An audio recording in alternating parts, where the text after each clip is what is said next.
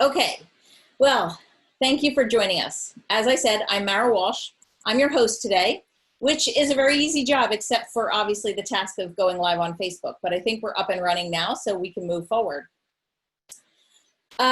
Firstly, thank you everybody for joining us. We have more than 230 or so people on board right now, and that grows as the time goes forward.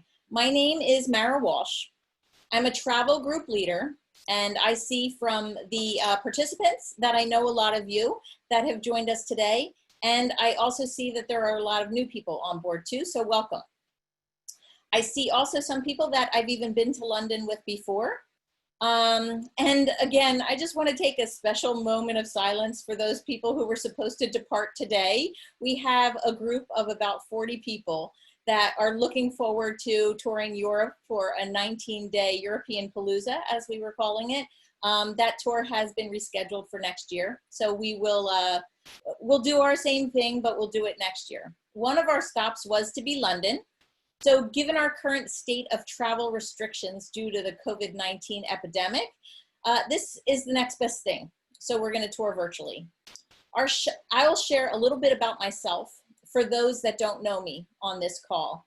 I started leading tours with EF Tours as a Girl Scout leader, taking girls and their families to international destinations every summer. I've since expanded my travel program and added adult-only tours as well as family-friendly tours. In the absence of physical travel, I thought it would be fun to travel virtually. We've done a few tours in the past several weeks, which have included Rome, Edinburgh, and Paris. And I know many of you have joined us for those, but if you did miss it, all of them are recorded and available on girltraveltours.com. So feel free to go and enjoy the recorded version. We have several more tours in the works, including Peru, which is going to be up next. You can view all of the virtual tours on the website, but today we are off to London. Before we get going, I want to share with you a few ways that you can interact with us during this event. One, feel free to ask questions. Ask questions about London, our tour director, or my travel program. And you can do that by using the Q&A icon on your Zoom toolbar. We will have a Q&A at the end of the tour, so feel free to add your questions as we go along. You can also use the chat feature if you have a need to communicate with me directly.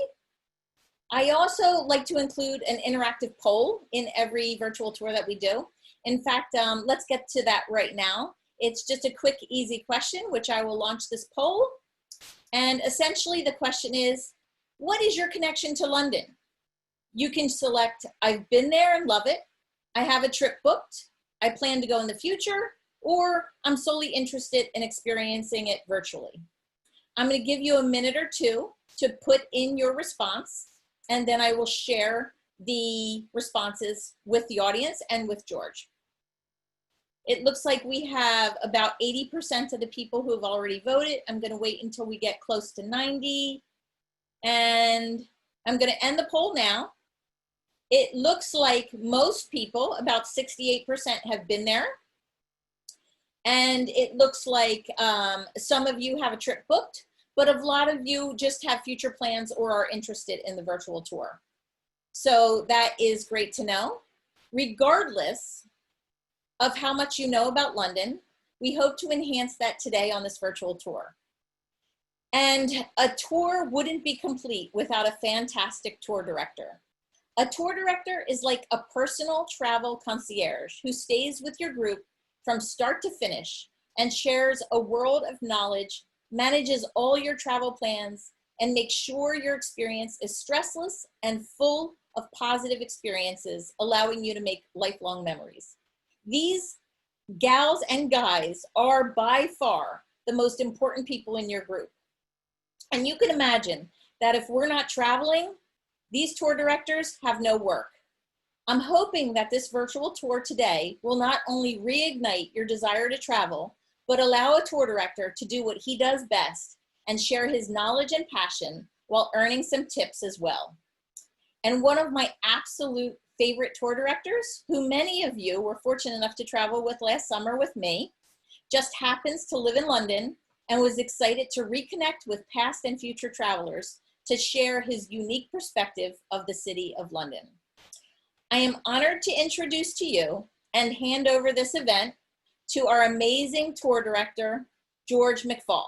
George, you can take it away and do what you need to do and share your screen.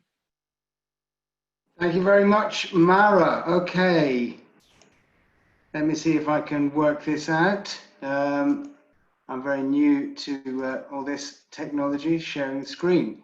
There we go. Okay, slideshow from the beginning.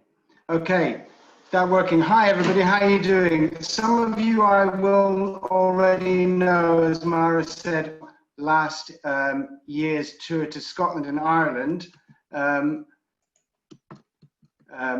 My name is George McFall. I'm a tour director for EF and other companies.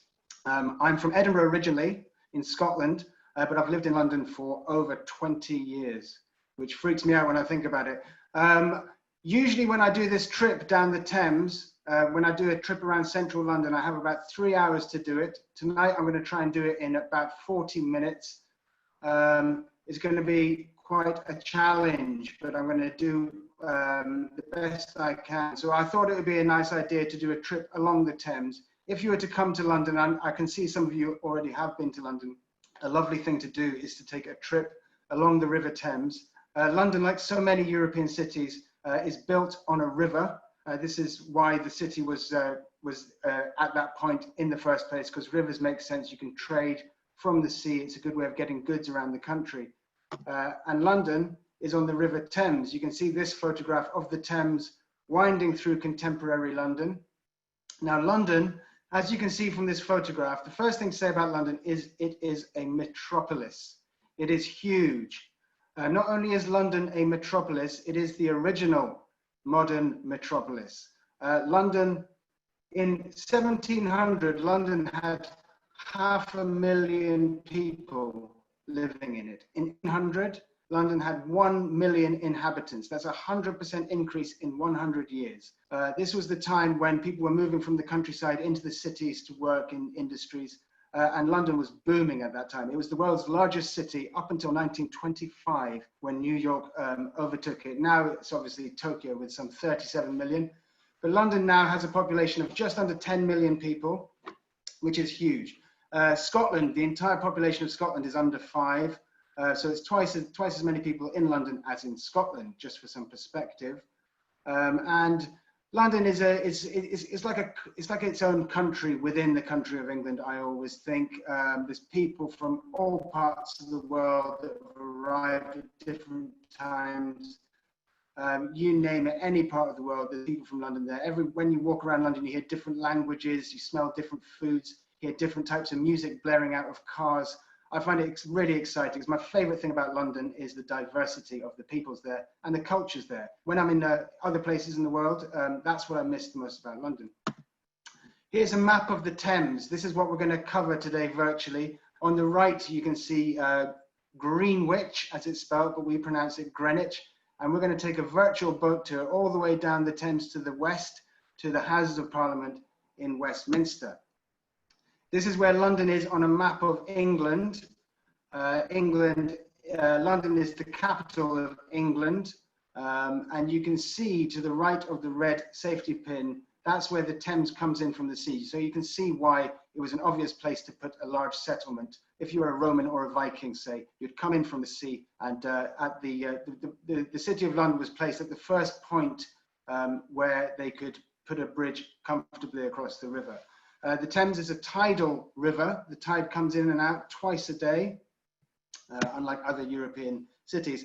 This is a map of Britain 10,000 years ago. 10,000 years ago, we were connected to mainland Europe, but around 8,000 BC, sorry, about 7,000 BC, the Ice Age, at the end of the last Ice Age, the ice caps melted and we became an island like this, which is how we have been ever since. And it's a very significant factor for the history and culture of Britain, is our island status. So we were like this. And when we were joined to the mainland, that's when the first humans came. And these were the first people that came. The guy on the left, his name is Cheddar Man. No, it's nothing to do with cheese. It's because his skull He's the oldest person that we've found in the British Isles. We found his skull in a place in southwest England called Cheddar Gorge. This woman on the right is from the next wave of people that came over. They're Neolithic farmers who came from modern day Turkey, and they were the first people to settle. They came just around the time when Britain became an island, and it was them that built this, Stonehenge, about 2 hours drive to the west of London. It was built by the Turkish farmer people, the Neolithic people, unless you think it was built by aliens. I won't argue with you if you do, but most people think it was built by the Neolithic Stone Age people. It was built as a way of worshipping the sun and the seasons. They were an agricultural people. This is our next slide. This represents the Celts, who are the next people we're going to talk about. The Celts came around 500 BC, and this is a modern day druid standing in front of Stonehenge. The Celts didn't build Stonehenge, but they took it on as a temple. The Druids were like the spiritual leaders of the Celts. They were like a priest, a politician, a psychoanalyst, all rolled into one. They were very, very powerful people in the Celtic culture. And Britain, the island of Britain, was seen as a headquarters for the Celtic religion, almost in the way that Mecca would be for Muslims, or Jerusalem for us or Jewish people. And that's why the Romans decided that it was a good idea to come over and conquer the island of Britain, because they wanted to show the Celts that their religion wasn't up to much. So the Romans came along first in 43 BC under Julius Caesar, possibly the most famous Roman of all time. And then they came back in AD 55, where they settled here in London. And London was originally Londinium. And you can see here from the map, they had a bridge that crossed the River Thames. And that is where modern day London Bridge is, that we're going to see shortly in the slide. After the Romans left in 400 AD, we went into the Dark Ages. The Dark Ages, we call them the Dark Ages because there wasn't much written about that time in history. We don't really know what went on as much as in Roman times, but we were basically invaded by different German tribes, the Angles and the Saxons, and they came from modern day Denmark and Germany. You can see where they came from on the right, where the Angles came from, that's modern day Denmark. And they made their way over to England, and they fought with each other for hundreds of years. And they pushed the original Britons, who had by this time mingled with the Romans, to the west. And the Angles and the Saxons brought, one of the most important things they brought with them was the language. They brought German, a Germanic language with them, which is the language I'm speaking to you in now, is a direct relation of that language. The original people before the Angles and the Saxons spoke a language which is closer to Welsh. So that was pushed to the west, which is why the Welsh still speak Welsh. So the Angles and Saxons spoke Old English, what we call Old English. I don't know if anybody knows the Old English poem Beowulf, but that's written in the kind of language that they spoke. Next came the Vikings. They didn't really look like this. This is a comedy Viking that I thought I'd put in just for a laugh. They looked more like this, really. This is what Vikings looked like more. So in his case, a Jedi warrior. In her case, Emily Dickinson. And next we had the Normans. The Normans were also Vikings, actually, but they were Vikings who had settled in France 200 years beforehand. What could be more incongruous than a French Viking, I ask you? And they came over in 1066 and they invaded, and they fought a battle against the Anglo-Saxon King Harold, and they won under their king, William the Conqueror. Now, William the Conqueror is kind of where we start our modern kings and queens in this country. He came over, and the Normans built a lot of castles and cathedrals. We've got so much history in this country. I can't go through it all, but that's a very good foundation. Next we're going to go to Greenwich. Okay, Greenwich. You can see here, this building is the Naval Museum in Greenwich. And the Naval Museum in Greenwich was built at the end of the 1600s by a guy called Sir Christopher Wren. At that time, we're very proud of our Navy. I don't know if you guys know the song Rule Britannia, Britannia Rules the Waves. That's indicative of how proud we were of our Navy, which we felt defended us from invading armies. And so we built buildings like this in honor of the Navy. Before this was a naval museum, it was a royal palace where this guy lived. You might recognize this guy, Henry VIII. You probably know him best because of his 6 wives that he married, and the very famous verse that you might know about them, which was, divorced, beheaded, died, divorced, beheaded, survived. But the reason why he's more important for us historically is because he changed the religion of the country from Catholicism to Protestantism. He did this so he could divorce his wife, also so he could ransack the monasteries in the country and steal all their money, which was a very prude political move on his behalf. So his palace was here. Sadly, it was destroyed 100 years later during the English Civil War. Very exciting. Behind the palace, if you can see, there's like a bulb up on the hill. That is Greenwich Royal Observatory. And in Greenwich Royal Observatory, we are going to go there next, back to the beginning of time. That is Universal Standard Time, because here at Greenwich Royal Observatory, you can see these people standing across what looks like a line. That's what we call the prime meridian. That is, a meridian is basically a longitude line, okay? So if the world is divided into 24 lines of longitude, each representing an hour, this is the original time zone, GMT, Greenwich Mean Time. So Mara, for example, is in Eastern Time Zone. That's 5 hours behind Greenwich Mean Time, okay? So that's Greenwich Mean Time -5. We're very proud of our prime meridian. And basically this guy is standing with 1 foot in the Western Hemisphere, 1 foot in the East. We're going to head back down to the Naval Museum and talk about this guy, Horatio Nelson, our most famous naval hero. He defeated Napoleon's navy at the Battle of Trafalgar. Sadly, he also died at the Battle of Trafalgar, and he was sent back to Greenwich Naval Museum. His body was sent back to be buried in state honors. To preserve his body, they put him in a barrel of brandy, thinking that would preserve his body. However, by the time he got back to Greenwich, they opened the barrel. Nelson was there, but the brandy had all been drunk by Nelson's men. So his men, basically in tribute to their fearless leader, decided to partially drink him, which was nice. In the museum, in the Naval Museum, this is the #1 exhibit. These are Nelson's breeches. Breeches are old-fashioned shorts, basically. People get very excited about Nelson's breeches. But now we're going to get on our virtual boat and we're going to head west from Greenwich. We're going to head towards Tower Bridge. Say goodbye to Greenwich there, heading into town.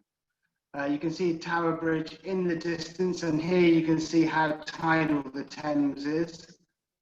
I was going to talk a little bit about when this woman was the Queen of England. This is Queen Victoria. This is fast forwarding in time quite a lot, but during the 1800s, as I said before, we were a very powerful nation.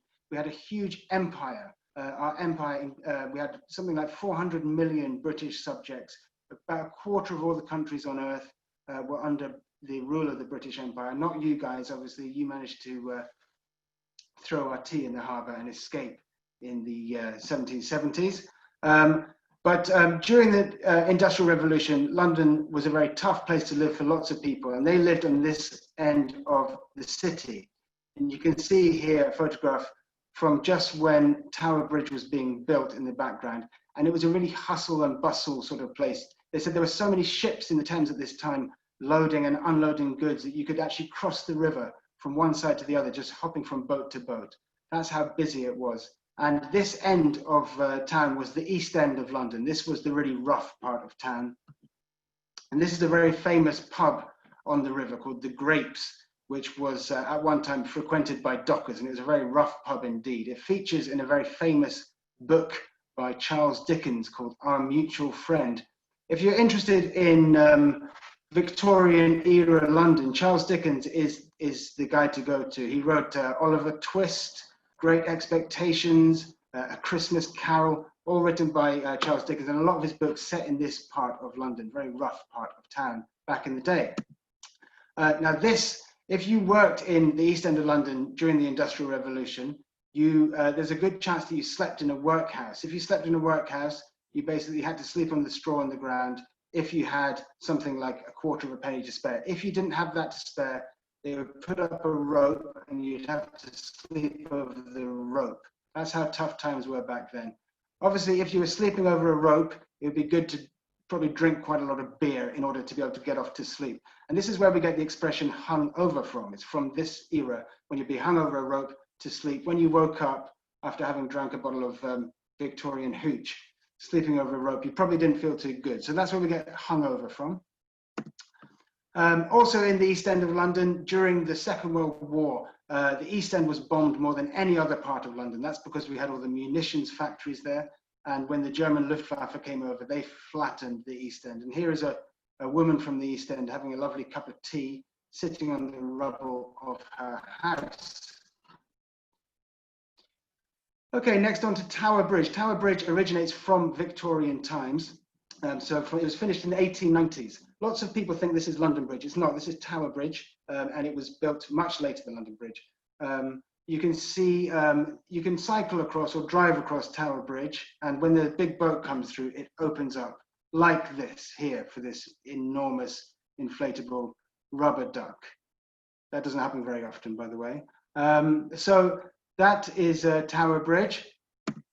And then we're going to get into Roman London. I showed you a map of Roman London before, and this is just beyond Tower Bridge is where the Romans first settled in London. And this is a part of the original Roman wall, just next to Tower Bridge. And a lot of the Roman wall remains intact. And the part of London, which was the Roman settlement, we now call the Square Mile. The statue, by the way, is of the Emperor Trajan. And this is the Square Mile now, the Roman Square Mile. It's now the financial district of London. You can see lots of skyscrapers. There's one to the right that we call the Gherkin. For us, a gherkin is what you call a pickle.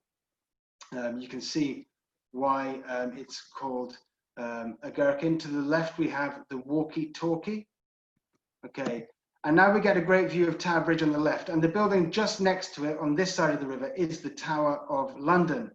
Remember I told you William the Conqueror invaded us from Normandy in France. Remember I said they were basically French Vikings. So they invaded from Normandy, and this was the castle that he built. The Normans were great castle builders, great cathedral builders. And after William the Conqueror, all the subsequent kings and queens of England used it as a prison. Lots of very famous prisoners in the Tower of London, including Anne Boleyn, Henry VIII's wife. She was imprisoned and then executed in the Tower. Also, Richard III, I don't know if anybody knows the Shakespeare play, he kept his nephews in the Tower of London because he was frightened that they might try and succeed him to the throne. They're known as the princes in the Tower. And it was actually used as a prison right up until the 1960s. There's two very famous East End London gangsters called the Cray Twins, and they were prisoners in the Tower of London in the 1960s. In the building across the river, there's a weird egg-shaped building. That's London's City Hall. And, just flash that one. The London mayor at the moment is a guy called Sadiq Khan. He is London's first Muslim mayor. And before that, we had this guy. I wonder what happened to him, Boris Johnson. Here's another view of the Tower of London. And this tower, this building here is the White Tower. This was William the Conqueror's original castle that he built. You can see there's a small entrance that you can see just next to the river. That's called the Traitors Gate. If you arrived into the Tower of London via the Traitors Gate in London after the building of the Tower of London, you knew that you were never going to get out alive. It was not a nice place to have to go. These are the Beefeaters. The Beefeaters are the guards in the Tower of London. Very silly uniforms, I'm sure you will agree. That's all part of the ritual humiliation of being a loyal subject of the Queen. Why are they called Beefeaters? You probably want to know. It's not to do with beef, it's because the name in French for a servant is buffetière. And in English, we are very lazy and don't want to have to speak French, so we call them Beefeaters instead. The other famous thing about the Tower of London is this, the crown jewels. Lots of people go to the Tower of London just to see the crown jewels. This is basically the Queen's collection of very, very expensive jewellery. If you want to visit them in the Tower of London, you have to wait in a line for an hour and a half. Then you get on a very small conveyor belt, which takes you around and you get to see them. The big crown in the middle is called King Edward's crown, and that's the fanciest crown. It originally was made for a very famous king before William the Conqueror called Edward the Confessor. And here she is, Her Majesty Queen Elizabeth II, wearing King Edward's crown. What a lovely crown. Don't you wish you had a crown? Don't you wish you could look as cool as the Queen and wear a crown? I know I do. Okay, moving on from the Tower of London, we pass this boat here. This is HMS Belfast. It's a World War II boat. It was used in the D-Day landings when Britain and America and Canada basically invaded, occupied France to bring about the end of the Second World War. It's now a museum that you can visit if you're interested in that. Now take a look at Tower Bridge behind. As I said, lots of people think that's London Bridge, but it's not. London Bridge actually looks like this. Not very exciting, is it? But there's been lots of London bridges. A very famous one was in medieval times. And as I say, London Bridge was the original bridge in London. But the medieval bridge looked like this. It had buildings on either side. They were built of wood. It was very rickety. It was a very scary bridge. And that's where the song London Bridge is Falling Down comes from. I don't know if you guys know it. I won't sing it now. I won't subject you to that. But it ends with the line, "My fair lady." A funny story about London Bridge. When this bridge was being built in the 60s, before it was built, the old bridge from the 19th century was bought by an American who flew the bridge over to Arizona, to Lake Havasu. And the story goes that he thought he was buying Tower Bridge. And when he flew the bridge over to Arizona, brick by brick, and put it up in Lake Havasu, and here it is, London Bridge from the 19th century. He thought he was getting Tower Bridge, but he got this one. It's not too bad, but it's not quite Tower Bridge. But there you go. So moving on beyond London Bridge, we see this building here on the left. What is this building? The white one with the thatch roof, and it's circular. This is a modern replica of the Globe Theatre.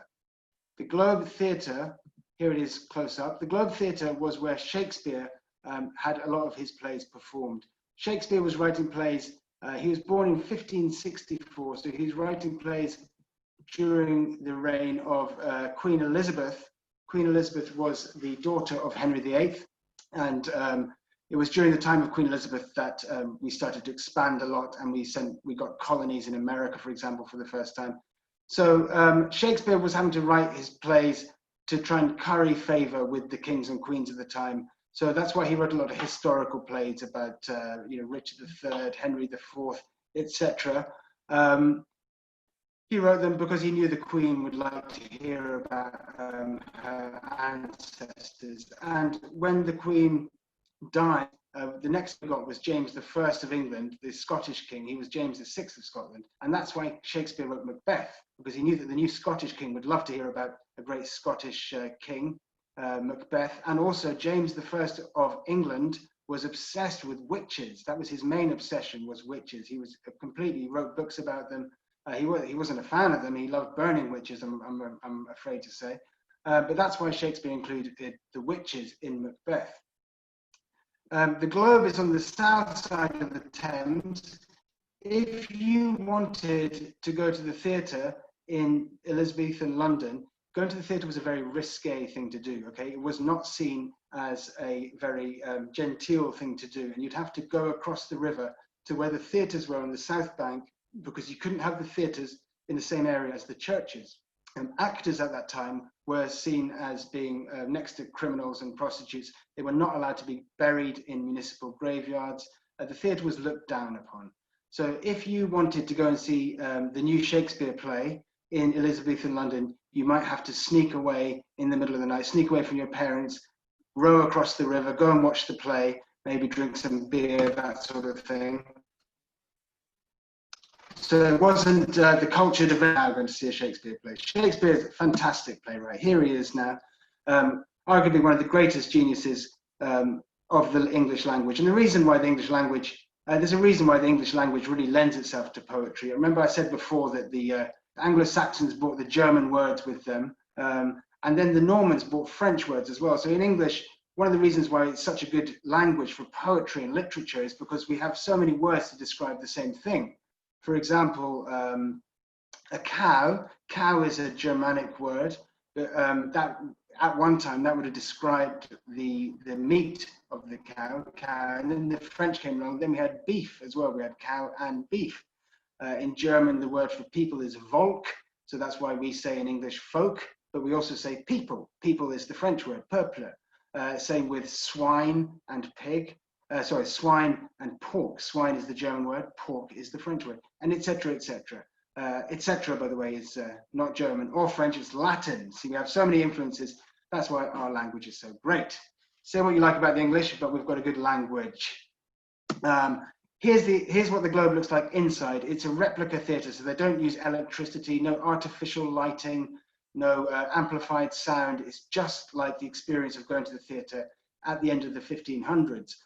If you want to get an expensive seat, you can sit up in one of the seats, and it would have been the same in those days as well. Posh people, richer people sat in the seats, normal people stood down below. And still to this day, if you want to stand in front of the stage, you can get a ticket down there for about £5. And you'll see there's no roof. And in England, it rains a lot. So for £5, you can stand potentially in the rain for 3 hours watching a Shakespeare play in completely unintelligible English. Sound good? I highly recommend you do. Okay, next, we're going to go to St. Paul's. I just gave you a clue as to what's coming next. St. Paul's Cathedral is right across the river from the Globe. This is the second St. Paul's. This was designed by Sir Christopher Wren, who designed the Greenwich Naval Museum that we saw earlier on. And he had to build this after the Great Fire of London of 1666, a very memorable date. I'm sure you'll agree, especially if you're superstitious. A baker next to the Tower of London, near the Tower of London, basically left his bread in the oven overnight. His bakery burned down, set fire to the rest of London. The whole of the city of London burned to the ground, including St. Paul's Cathedral. So Sir Christopher Wren was brought on board at that point to build the new cathedral, St. Paul's Cathedral. And he managed to build it in just 30 years, which is incredible when you see the size of it. Notre Dame Cathedral in Paris took 200 years. So it's not a bad achievement. Here's another nice view of St. Paul's Cathedral. And the bridge that you can see here goes across the Thames. That's known as the Millennium Bridge. Young people get excited because it is in Harry Potter and the Half-Blood Prince. I am led to believe that it is eaten by a Death Eater. You can correct me if I'm wrong about that. As you can tell, I'm a little bit old for Harry Potter, even though I'm from Edinburgh, which is where Harry Potter is also from. So that's St. Paul's and the Millennium Bridge. And across the Millennium Bridge on the other side is this, the Tate Modern. It's a gallery of modern art. You've got Picasso's, Matisse, Andy Warhol's. It's absolutely enormous. It used to be a power station. It's fantastic. All our museums and galleries in the UK are free. So I highly recommend you go to the Tate Modern. Even if you think you don't like contemporary art, you'll find some really cool stuff in there. Like this, for example. This is in the Turbine Hall. They always have temporary exhibitions in the Turbine Hall. This one was in around 2004. It was a Danish artist. He put a big, enormous artificial sun in there. And people came all the time and would just lie underneath the artificial sun because we don't get that much sun in England. So really cool stuff in the Tate Modern. Highly recommend you go there. Now we're going to be winding our way towards the close of our tour. You can see the Houses of Parliament ahead of us on the other side of the Thames, but first on the left, there's this enormous wheel here. This is the London Eye. It was put there in time for the millennium. And have we got a better view of it? Yeah, look, here it is from the other side of the river. And it is a fantastic thing to do in London. It takes half an hour for a full revolution, and each of those pods takes about 20 people. If I'm being completely honest with you, I've done it twice, and both times I found it absolutely terrifying. It was going up the London Eye when I discovered that I was scared of heights. Most people aren't, though. Most people love it. It's a great place to propose to your romantic partner. Lots of people propose there. Obviously, if you propose and they decline your proposal, it's rather an awkward journey on the way down. But let's hope it doesn't come to that. So that is the London Eye. Highly recommended. And now we're going to move up to the Palace of Westminster, also known as the Houses of Parliament. I spoke about Edward the Confessor earlier on, didn't I? He was the king with the crown, and he was the last king before William the Conqueror conquered us in 1066. He, before that, lived around the Roman part of London, the Roman square mile, and he grew tired of the hustle and the bustle of the square mile, and he decided to move to the west of the city of London, and he started his own settlement to the west, and he called that Westminster, and that is where the government still to this day is. And the government, the British government, is based in this Palace of Westminster. We have this again. Boris Johnson is our current Prime Minister, leading us through our negotiations from the European Union and through the crisis of the COVID-19. And this, no, it's frozen. Okay, this is Big Ben. Big Ben at the moment is all covered up, as you can see, but normally it looks like this. You can see it on the left. Big Ben is not actually the name of the tower. Big Ben is the name of the bell inside the tower. The name of the tower is the Queen Elizabeth Tower. Big Ben is just the bell. You might know the sound of the bells of Big Ben. It goes ding, ding, ding, ding, ding, ding, ding, ding. And that's how they do that on the hour, every hour. At the moment, Big Ben, as you can see, is being renovated. So if you were in London right now, you'd be very disappointed because you wouldn't get to see it. We now have an electronic sound making, an electronic bell making that sound on the hour, which is a great shame. I think, okay, we've come to the end of the tour now. For some reason, my computer froze there. I'm sorry about that. I was going to talk a little bit about Parliament before we did that. We have two houses of Parliament. We have two bodies in the British Parliament. We have the House of Commons and the House of Lords. The House of Commons is the chamber for the elected MPs who we elect as the government. And the House of Lords is for hereditary peers. They don't get elected. They are either born as lords or they become honorary lords through through exemplary behavior. In this country, we are a constitutional monarchy. We had a civil war, and in 1648, in a building on this side, tried our king, and we executed him because we felt he was too extravagant and he wasn't listening to Parliament. After we executed him, we had a guy called Oliver Cromwell in charge, but he was a little bit too tough. He wasn't much fun at all. So we ended up getting the dead king's son back, but under certain conditions. And those conditions were the constitutional monarchy that we still have to this day. And the constitutional monarchy basically means that the queen or king, they are the head of the state, but basically they can't change the law. They're the ceremonial head of state, but technically the queen, if she wanted to, could close down Parliament, but if she did, basically would get rid of her. So that is why we avoided, for example, a revolution like the French had. The French, 100 years after the forming of our constitutional monarchy, they got rid of their kings and queens and they never brought them back. We've always had the king or the queen, mainly in a ceremonial position after the English Civil War. And finally, to end the tour, there he is again. Here's a little map of London. You can see the Houses of Parliament on the bottom left, and just behind that is Westminster Abbey. And behind that again, you can see Buckingham Palace. That is where the Queen considers that to be her office in London. It's about a 10-minute walk from the Houses of Parliament. Other things that you might be able to see on the map are the British Museum. I highly recommend when you're in London to go to the British Museum. We have the Elgin marbles are there, and we also have the Rosetta Stone. Loads of fantastic things that we stole from people over the centuries. Some people would say that we're taking care of them, but there's some debate about that. But it's a fantastic place to visit, absolutely incredible. And as with the Tate Modern, completely free as well. Also Trafalgar Square, very famous. We've got a huge statue of Horatio Nelson up on a plinth. It's called Nelson's Column.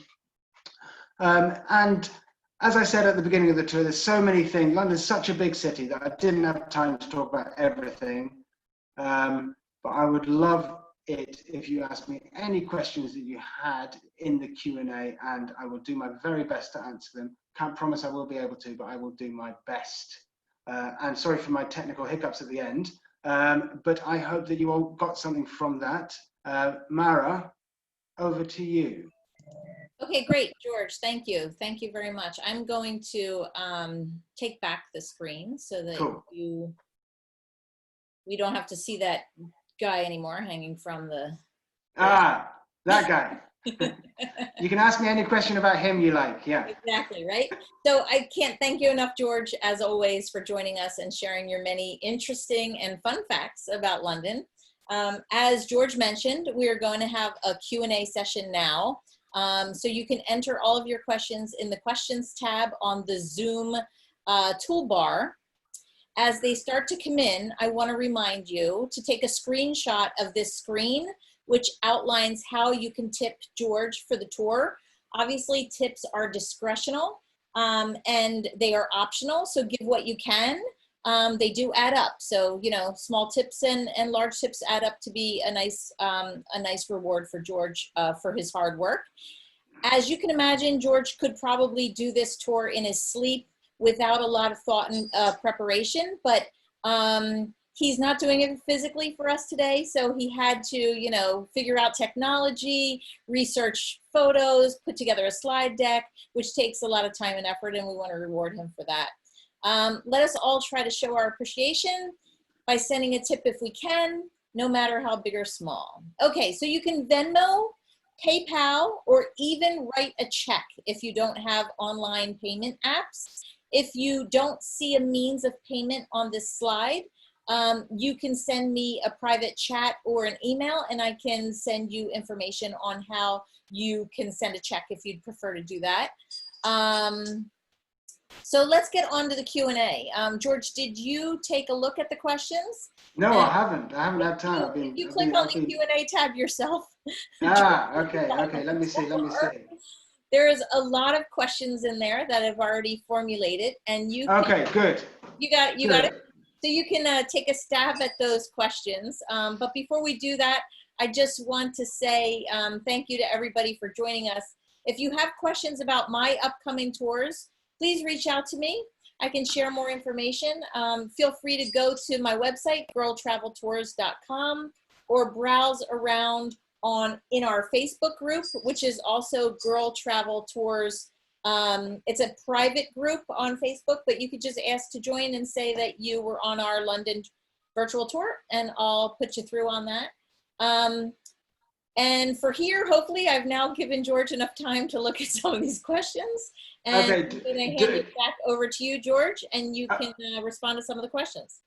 Okay, yes, thank you very much. Thank you, Mara. Thanks a lot.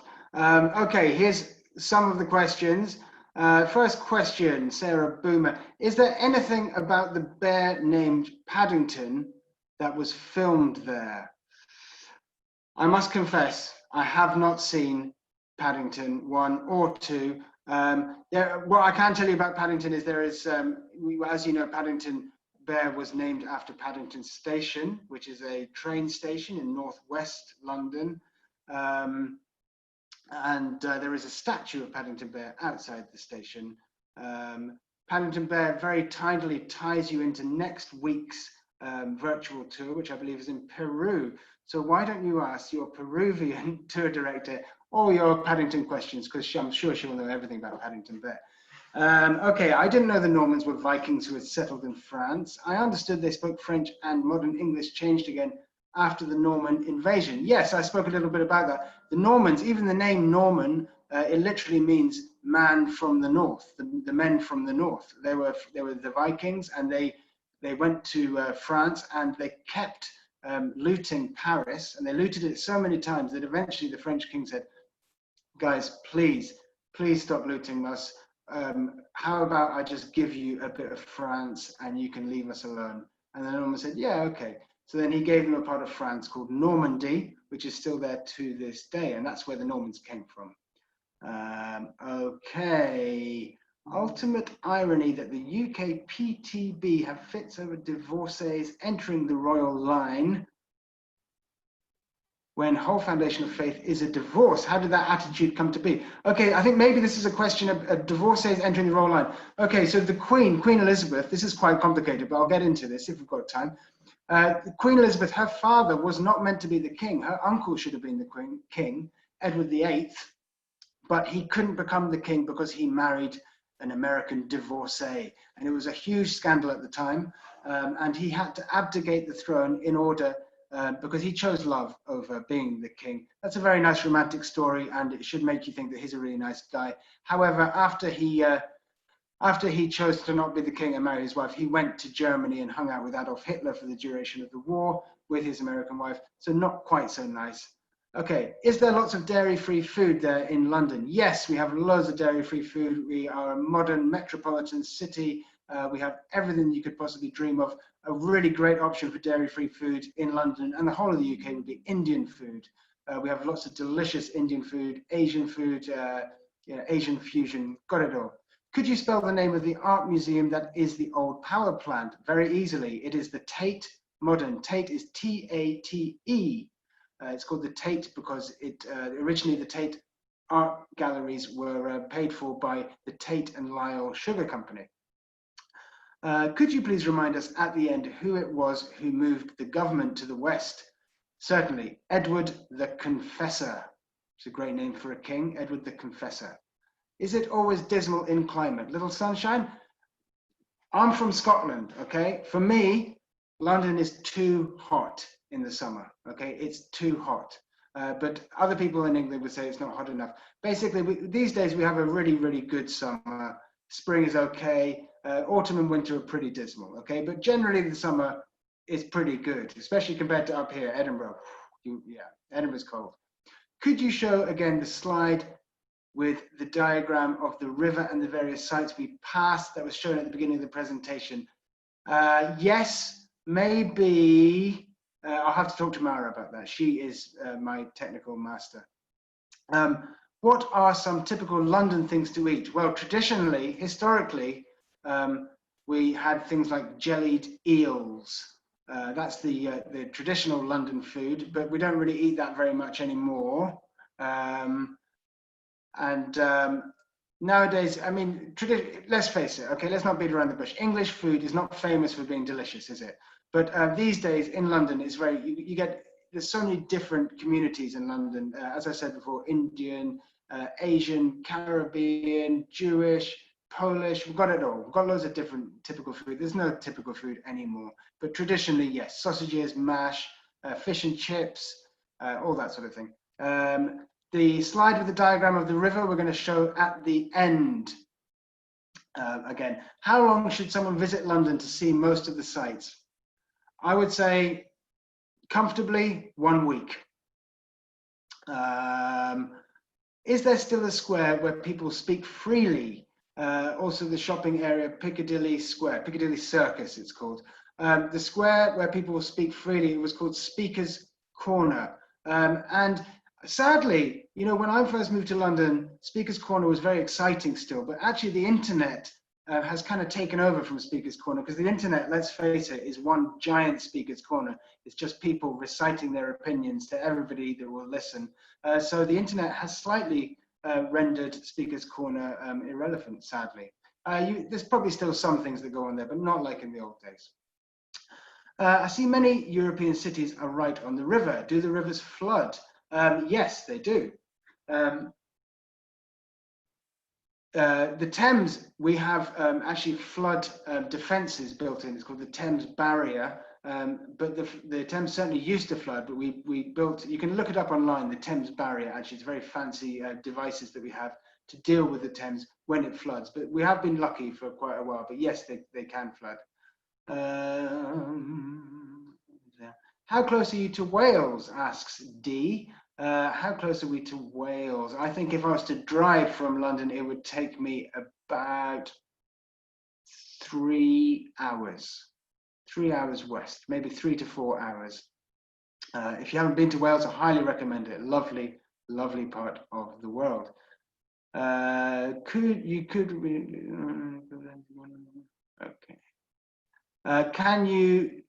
Could you be able to see the Queen? The Queen I have seen once in my life, doing an EF tour, funnily enough, but you don't see her very often, unless you really want to, and then you could probably hang out in all the places where you think she's going to be.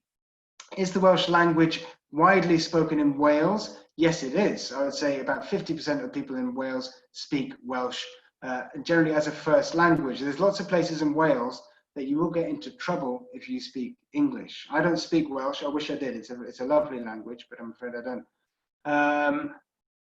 How much are pounds in American money? Well, it's always shifting, isn't it? But back in the good old days, I remember it was nearly $2 to the pound. These days, we're getting it's getting a little bit neck and neck. But I'd say a pound is roughly $1.25, something like that. I think I didn't check today. Do the Scots speak a different language in addition to English? Yes, they do. We have a language called Gaelic. It's quite similar to Irish Gaelic. It's not widely spoken in Scotland, but there are some areas in Scotland where we do speak it still, typically on the islands, the Hebrides off the west coast of Scotland. Can you buy coffee jelly?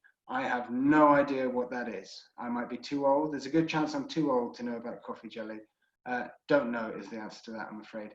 Is there any availability of behind the scenes or specialized group tours of the tower away from the crowds? I don't think so. I don't think so. You could look into it though, but I've never heard of that. The Tower of London is always very busy, especially in the summer and spring.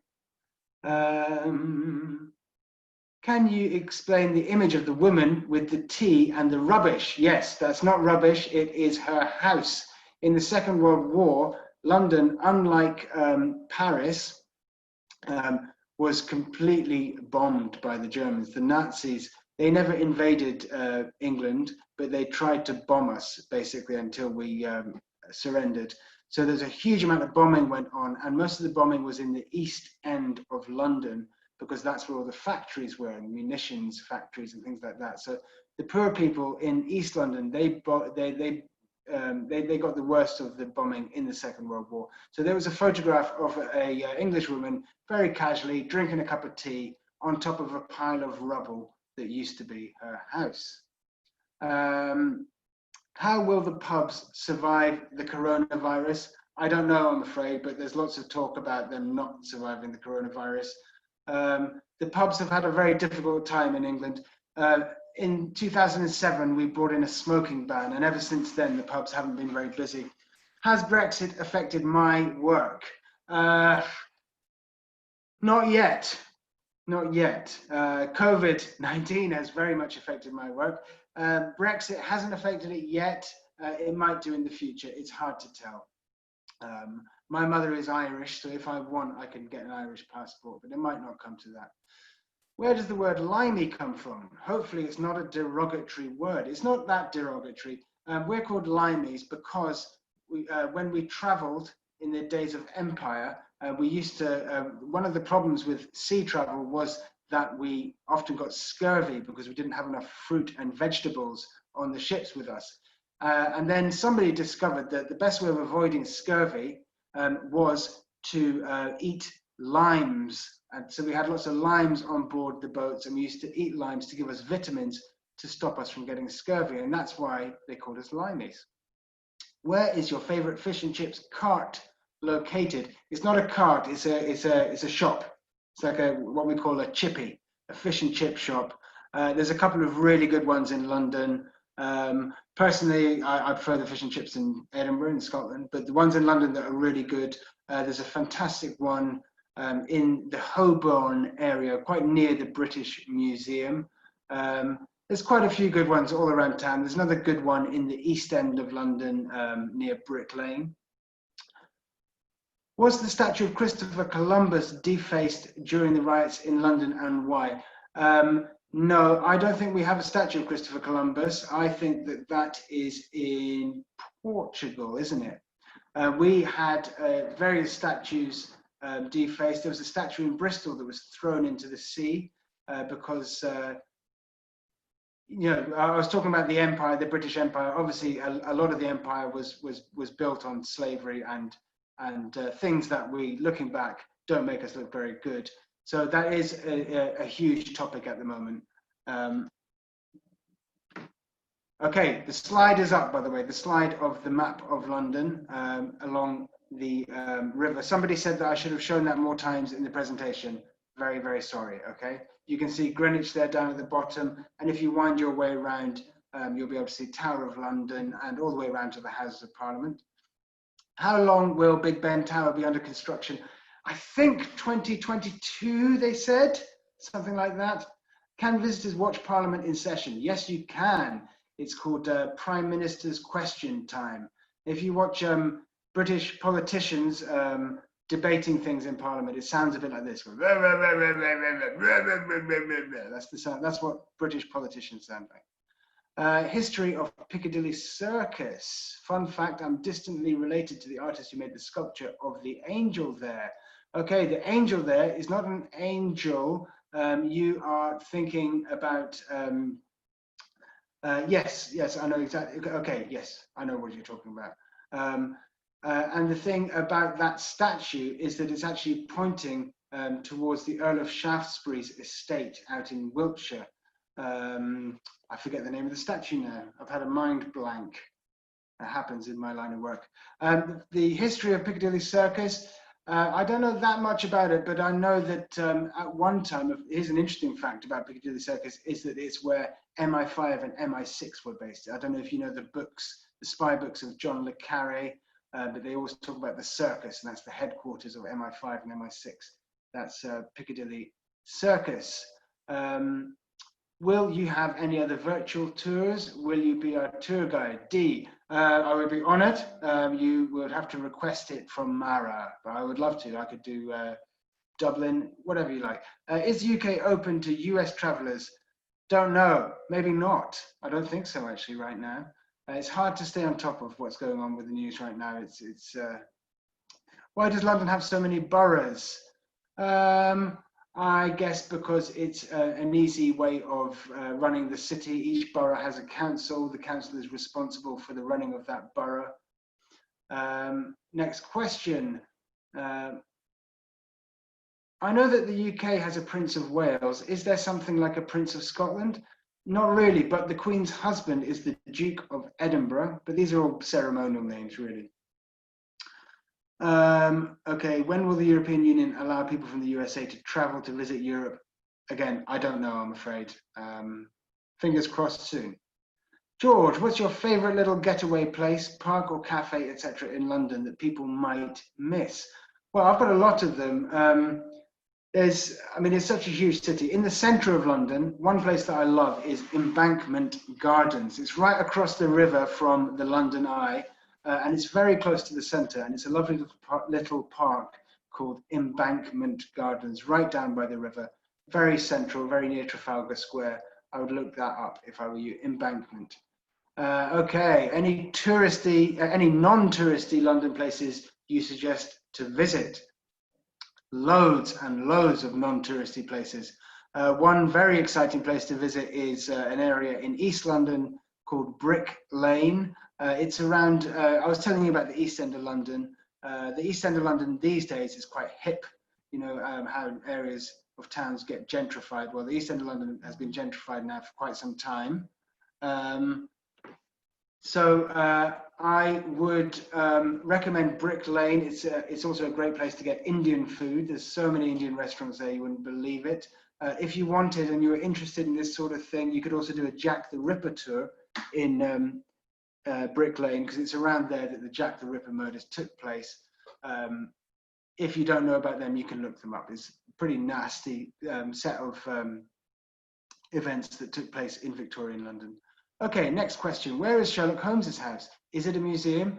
I've got some bad news for you. The bad news is that Sherlock Holmes is fictional, like Paddington Bear. Didn't exist.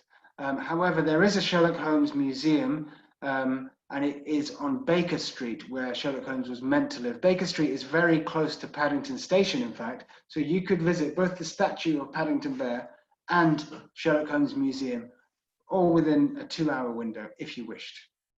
Next question, what's your favorite restaurant in Edinburgh? I can answer this one very easily. My favorite restaurant in Edinburgh is called The Grain Store. It belongs to a friend of mine. It's one of the best restaurants in Edinburgh. It's one of the oldest restaurants in Edinburgh. It's set right in the medieval heart of Edinburgh. And the guy that owns the Grain Store is a good friend of mine. He is married to J.K. Rowling's sister, and it was where she wrote a lot of the early Harry Potter drafts. But it's a wonderful restaurant. It's a beautiful setting right in the center. Check it out, the Grain Store. Brandy, have any of the historical sites been damaged by the demonstrations, or only statues? Even the statues in London weren't damaged that badly. Somebody wrote on a statue of Winston Churchill, our wartime prime minister, they wrote something about him being racist. So a lot of the statues were covered up with scaffolding to protect them, basically. But no, it's not been too bad. What's my favorite Indian restaurant? Ooh. Hard to say. There's lots of great ones. There's a fantastic one, again, near Brick Lane, and it is called Tayyab's, Tayyabs. Here we go. Tara Lee Morgan. I saw As You Like It at the Globe last summer. I heard it may close permanently. Is that true? I haven't heard that, but all the theatres in this country are in real trouble because of the COVID situation. In countries like Germany, the arts are very supported by the government. In this country, they're not as supported, and they rely a lot on ticket sales. So there's a lot of question as to whether things like theatre, music, live music are going to survive the COVID. Fingers crossed, because I'm a big fan of the arts. Can you visit Churchill's underground bunker? Yes, you can. It's called the Churchill War Rooms, and it's very close to the Houses of Parliament, in fact. It's very interesting place to go to. I highly recommend it. I highly recommend everything, don't I? But yes, that's very good. What's the difference between Westminster Abbey and Westminster Cathedral? Westminster Cathedral doesn't exist. Westminster Abbey is a huge church. It's big enough to be a cathedral, but we called it an abbey. Don't ask me why. How far is the Lake District from London? The Lake District is, to drive, it would take you about 6 hours, 5 to 6 hours to the Lake District. Lake District is absolutely beautiful. You've got to go there. Anonymous attendee, any fun stories from Mara's group last year? So many fun stories. Oh, I can't remember. It was a wonderful tour, and we got to go to lots of exciting places off the beaten track that I don't usually go to. We went to the Aran Islands off the west coast of Ireland. I remember that very well because it was one of the hottest days of the year. It was like being on a Greek island or something off the west coast of Ireland. That was fantastic. Loads of other memories, loads of them. Okay, next question. Where can you get a traditional cream tea with clotted cream in London? Loads and loads of places. A very famous place to get one would be near Piccadilly Circus in Fortnum and Mason. That'd be quite expensive, but that'd be very nice. Wendy Pachter, I saw a Peter Pan statue on a map at Western Edge. Any info in that? Wendy, I know why you might be interested in the Peter Pan statue. Did you know, Wendy, that the name Wendy only became popular after the book Peter Pan was published? In fact, I think the name was made up for the book. The Peter Pan statue is in Kensington Gardens, and this was in Hyde Park and Kensington Gardens, and it was a park where the author of Peter Pan, J.M. Barrie, used to go a lot with the children who inspired the story. Okay, Elizabeth Connor, please do Dublin and Wales anytime. Yes. That's a really nice ending to all those questions. And thank you everybody. Thank you everybody for saying that it was a good tour. I think, George, you got an A+ actually, because there were a lot of questions that you had to dig into your own knowledge bank to answer on the spot. So that was really wonderful. I think that was good. Nice. Good. People can see right off the bat how knowledgeable you are. And one thing that soar through that always does is your sense of humor. So even though you were holding back, which I know, it was very obvious for people and they enjoyed it. So thanks again. I think we will look at Ireland if George is up for it, and we'll see what kind of tour we can do for Ireland in the coming weeks, in the next month. I would love to. Again, thank you everybody for joining us, and thank you, George. All good things must come to an end, and this hour is past its time. So we will end this and say good night, everybody, and thank you, George. Good night, everybody. Thank you so much. Thank you, Mara. All right, take care.